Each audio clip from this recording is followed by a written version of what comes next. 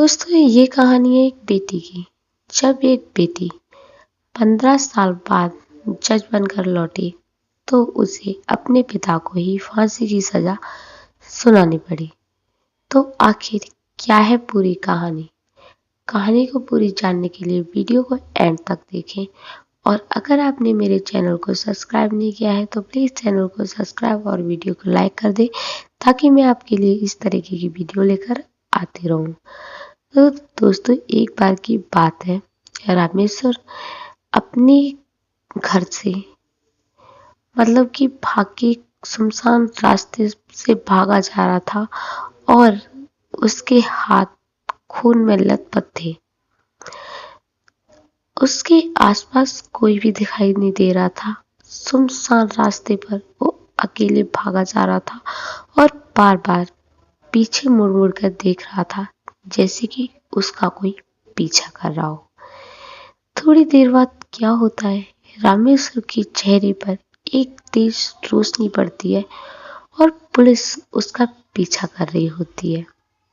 थोड़ी दूर पर जाके ही वो रामेश्वर को पकड़ लेते हैं और अपनी बेटी की हत्या के इल्जाम में रामेश्वर को जेल ले जाती है। उसके बाद रामेश्वर की एक छोटी बच्ची थी, आरती नाम की, जो कि उसकी हत्या का इल्जाम उसके पिता के सिर आया था। लेकिन इसमें कितनी सच्चाई थी और कितना झूठ था? क्या सच में रामेश्वर ने अपनी बेटी आरती की हत्या की थी? लेकिन जब रामेश्वर को जेल ले जाया गया तो जितने भी मतलब कि सबूत थे रामेश्वर की तरफ इशारा कर रही थी कि वो अपनी बेटी की हत्यारा है, क्योंकि रामेश्वर के खेत से एक 6 साल की बच्ची की हड्डियां मिली थी और उस वक्त वहां रामेश्वर मौजूद था। तो इसलिए सारे सबूत रामेश्वर की तरफ इशारा कर रहे थे कि वो अपनी बेटी का कातिल है। लेकिन रामेश्वर के खिलाफ कोई पुख्ता सबूत नहीं मिल रहा था ताकि रामेश्वर को कोई सजा सुना सके या उसे रिहा कर सके। इस वजह से वो फिलहाल जेल में ही था। रामेश्वर को कोई सजा नहीं सुनाई गई थी। कोई सबूत ना मिलने के कारण उस फाइल को बंद कर दिया गया। लेकिन जो आरती 6 साल पहले अपने घर से लापता हो चुकी थी, वही आरती 15 साल बाद एक कलेक्टर मतलब कि एक जज बनकर लौटी थी। जब आरती एक जज बनकर लौटी तो उसे अपने पिता के सामने ही अपने पिता को सजा सुनानी थी। उस वक्त आरती क्या फैसला करती? अपने पिता को बचाना चाहती या अपने पिता को सजा सुनाती? आरती की परवरिश एक अनाथालय में हुई थी, लेकिन उसने वहां रहते हुए भी अपनी कानूनी पढ़ाई को जारी रखा था और उसने वहां रहकर कानूनी पढ़ाई की और एक जज बन गई। जब जज बनने के बाद जो उसके पिता का केस बंद हो चुका था, उसी केस को आरती ने 15 साल बाद फिर से खोला। लेकिन उसे ये नहीं मालूम था कि जिस केस को वो खोल रही है उस केस में वो इस तरीके से उलझ जाएगी कि उसे ये समझ नहीं आएगा कि वो क्या फैसला करे। दरअसल आरती को इस बात के बारे में नहीं मालूम था कि जिस केस को वो खोल रही है वो उसके पिता का केस है। जब आरती ने अपने पिता को अपनी आंखों के सामने खड़ा देखा तो आरती की आंखों में पुरानी यादें झलकने लगी। वो समझ नहीं पा रही थी कि यह वही इंसान है जिसने मुझे अपनी उंगली पकड़कर चलना सिखाया और मुझे दुनिया दिखाई। लेकिन एक वकील ने बताया कि जो रामेश्वर था अपनी बेटी का कातिल था।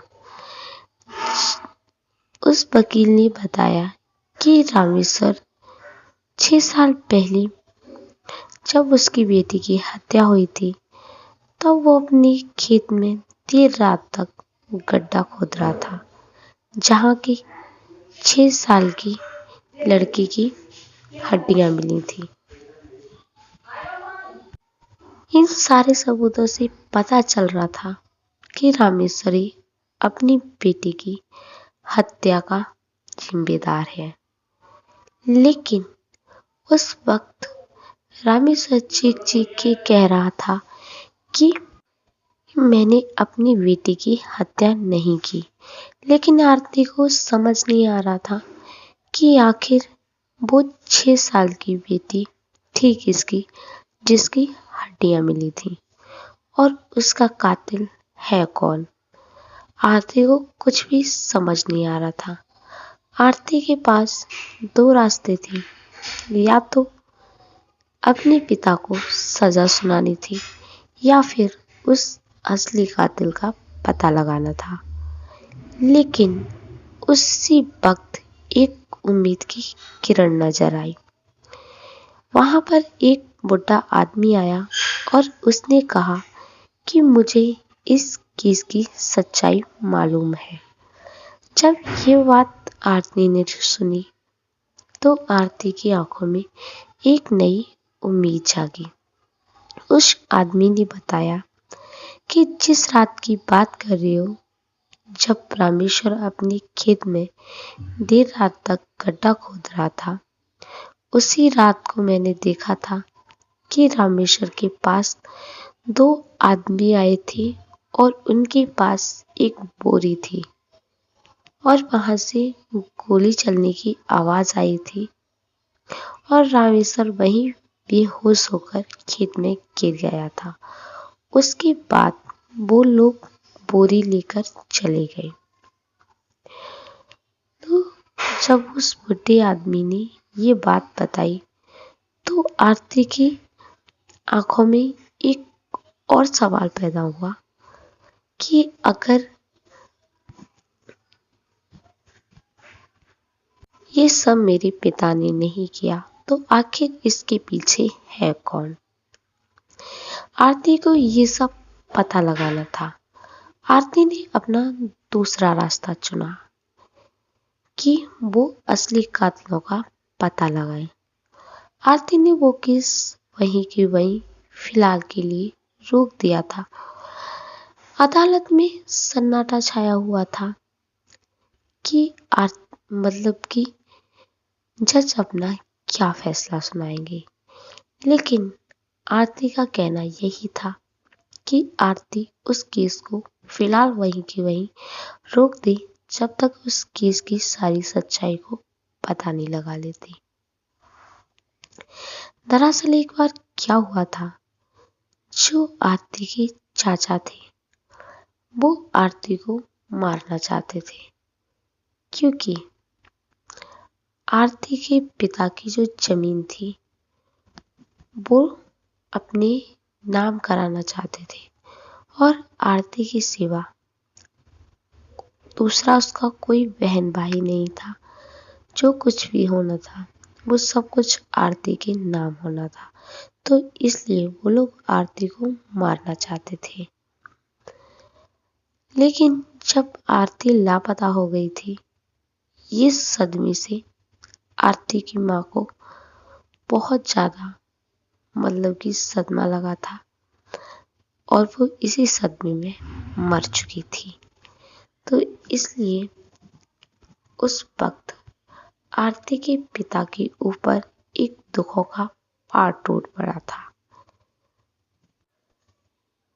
जब आरती के चाचा आरती को मारना चाहते थे तो एक बार उन्होंने क्या किया कि रात को वो आरती को अगवा करना चाहते थे, लेकिन उस वक्त उसी रात आरती की फ्रेंड, स्कूल की एक दोस्त थी, आरती के घर रुकी हुई थी।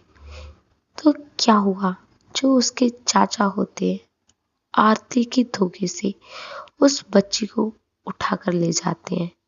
रात के अंधेरे में उन्हें ये पता नहीं चलता कि वो आरती है या कोई और। जब वो उसे मार देते हैं, तब जब उसे दफनाने जाते हैं, उस वक्त उन्हें पता चलता है कि वो आरती नहीं थी। तो इस वजह से उसका सारा इल्जाम आरती के पिता पर लगाते थे। जब ये बात मतलब कि जो वहां पे जो वो बूढ़ा इंसान था ये सब देख रहा था, तो वो क्या करता है, आरती को ले जाकर कहीं दूर अनाथ आलय में छोड़ देता है ताकि आरती की जान बच सके। लेकिन आरती उस वक्त बहुत छोटी थी, अपने घर लौटकर वापस नहीं आ सकती थी। तो वो वहीं उसका बचपन बीता, उसने अपनी पढ़ाई लिखाई वहीं की थी। तो बाद में आरती इस केस की सच्चाई को पता लगा लेती है और बाद में पता चलता है कि इस सब के पीछे उसका चाचा का हाथ था। तो इस घटना का सारा जिम्मेदार आरती का चाचा था। तो सही सजा का हकदार आरती के चाचा को सजा मिलनी